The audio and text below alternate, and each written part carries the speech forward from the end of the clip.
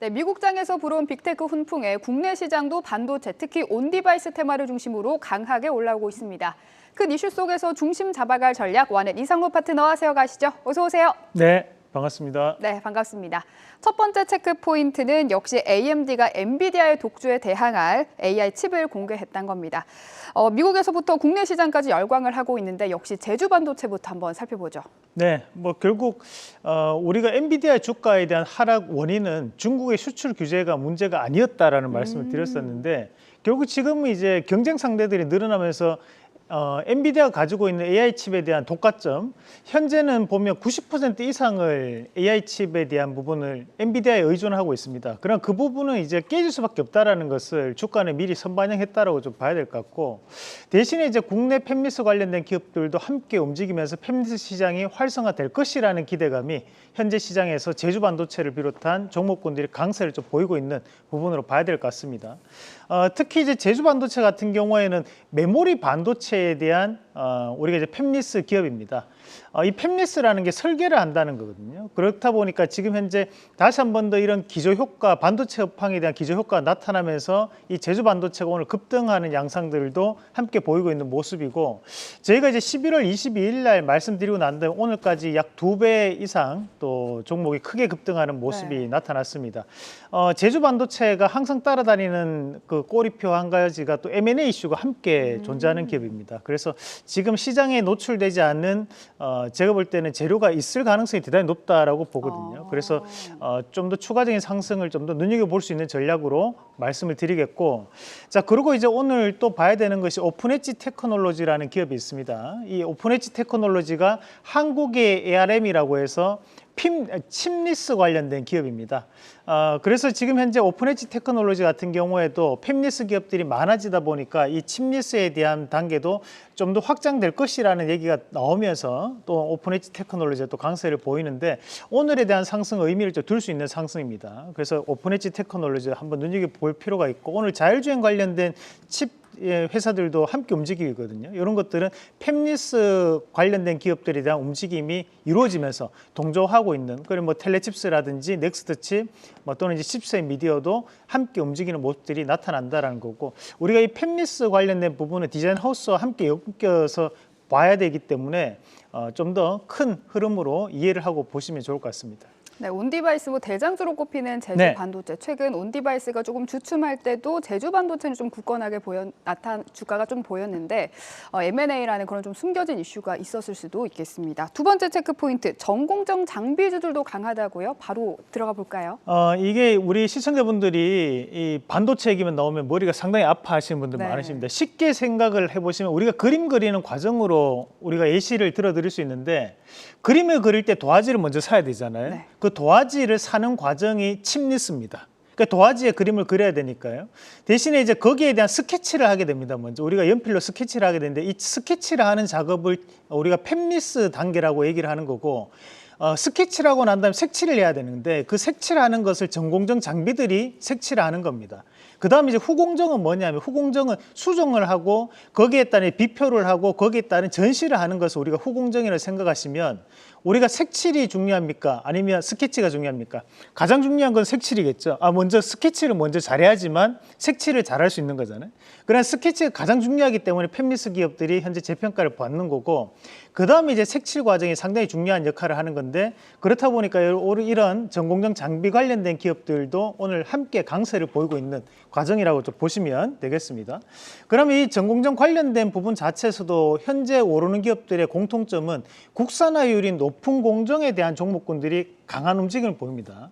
국산화율이 높은 공정에 해당하는 기업들이 뭐 식각공정이나 세정공정이라든지 방막 또는 증착, 이런 어닐링 관련된 과정들을 우리가 전공정에서 국산화율이 높은 과정이라고 볼 수 있는데, 우선 이제 STI부터 한번 같이 보도록 하겠습니다.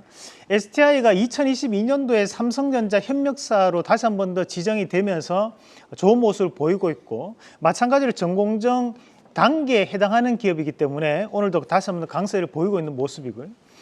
우리가 또 오늘 봐야 되는 기업이 이제 KC텍이라는 기업이 있습니다. 이 KC텍이 10월 13일 날 말씀드렸는데, 이 기업도 보면 삼성전자하고 올해 현재 이제 협력사로 지정이 되면서 다시 한 번 더 강세를 보이는 모습들이 나타나고 있고, 앞서 말씀드렸다시피 이제 레이저 어닐링 장비에 대한 부분을 납품하고 있는 기업이 SK하이닉스의 DIT라는 기업이 있습니다. 이 DIT가 저희가 방송에 말씀드리고 100% 이상 올라왔었는데, 마찬가지로 지금에 대한 HBM 이슈가 저는 이제 지속될 수밖에 없다고 보면 이 DIT 다시 한번 신고가에 대한 가능성도 열어놓고 대응해보자는 말씀도 함께 드리겠습니다. 네, AS 종목까지 살펴봤습니다. 마지막 체크 포인트는요. 중국의 요소에 이어서 이번에는 비료 원료죠. 인산인 암모늄 수출도 통제한다는 보도가 나오면서 관련주가 강세 출발을 했습니다. 그런데 11시경 농식품부가요. 요 소재가 내년 5월까지 재고가 비축돼 있어서 영향력이 좀 제한적일 거라고 보도를 했는데 그 이후로 윗꼬리는 좀 길게 단 상태입니다. 근데 요즘 워낙 테마가 강하다 보니 좀 더 주목을 해봐야 될까 이런 생각이 들거든요. 어떻게 보세요? 그래서 지금 앞서 말씀하셨던 이제 인산인 암모늄이라는 것이 요소의 원재료입니다. 그래서 이제 우리가 요소라는 것도 두 가지로 구분할 수 있는데, 하나는 이제 우리가 차량용 요소가 있고 하나는 이제 농업용 요소가 있거든요. 그래서 그에 따른 부분 자체에서 현재 오늘 다시 한 번 더 부족하지 않겠냐라는 우려감에 오늘 급등 양상이 좀 나타내고 있는데, 다만 여기서 봐야 되는 건 대부분의 기업들이 우리 권비정 앵커가 잘 지적해 주셨던 것처럼 윗꼬리가 길게 달렸다는 거고, 또는 이 변동폭이 상당히 크게 나타났다는 거죠.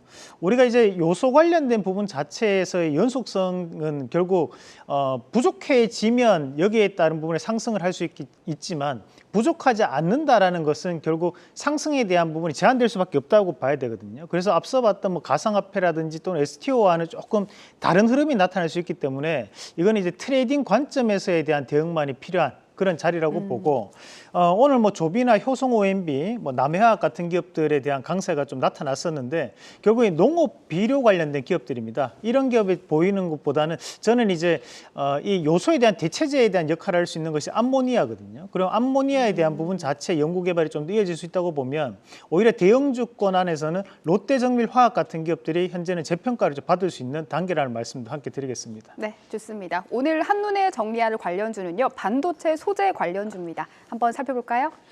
네, 뭐 반도체 소재 관련해 가지고 우선 이제 우리가 동그란 판을 만들 수 있는 그것을 웨이퍼라고 합니다. 우리가 애국가 나올 때 많이 나오는 동그란 판을 웨이퍼라고 하는데, 그 웨이퍼를 제조하는 웨이퍼를 이제 생산할 수 있는 기업들이 뭐 이런 기업들이 존재를 합니다. 그리고 이제 전공정이라는 말을 다른 말로 파운드리라고 합니다. 그 용어를 헷갈리실 필요가 없고, 우리가 흔히 반도체 8대 공정이랑 6대 공정까지는 우리가 이 전공정에 대한 부분이고 뒤에 나오는 2대 공정이 후공정이거든요. 그래서 파운드리 관련된 기업에 대한 들어가는 소재들이 여기에 따른 기업들이 있다는 거고, 다음 그림도 한번 같이 보겠습니다.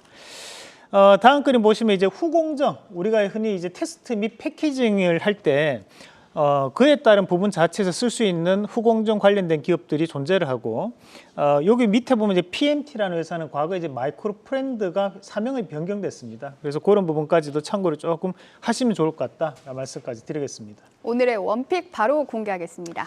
이번에 이제 윤 대통령님이 이제 그 네덜란드 ASML 슈퍼을이라고 우리가 흔히 표현합니다. EUV 노광 장비를 생산하는 기업인데, EUV라는 것은 일반적으로 우리가 쓰는 샤프심이 0.1mm라면 그 0.01mm입니다. 그만큼 똑같은 그림 안에서 엄청 세밀하게 나노의 나노 공정을 그려낼 수 있기 때문에 그만큼 성능이 좋아진다는 거거든요. 그에 따른 부분 자체에서 관련될 수 있는 기업이 이제 FST이기 때문에 FST를 말씀드리겠고, EUV 용 펠리클에 대한 국산화를 재평가할 수 있다는 부분인데, 이 펠리클이라는 것은 보호막을 뜻하는 겁니다. 자, 그래서 이제 최근 협력사에 대한 기저 효과가 나타나면서 이제 반도체에 대한 부분도 업황 자체가 다시 한번 회복되는 양상들이기 때문에 주가에 대한 재평가를 한번 기대해보자 말씀을 드리면서 1차적 목표가는 29,000원, 그리고 손절가는 23,000원 제시해 드리겠습니다. 네, 오늘의 원픽 FST입니다. 고맙습니다.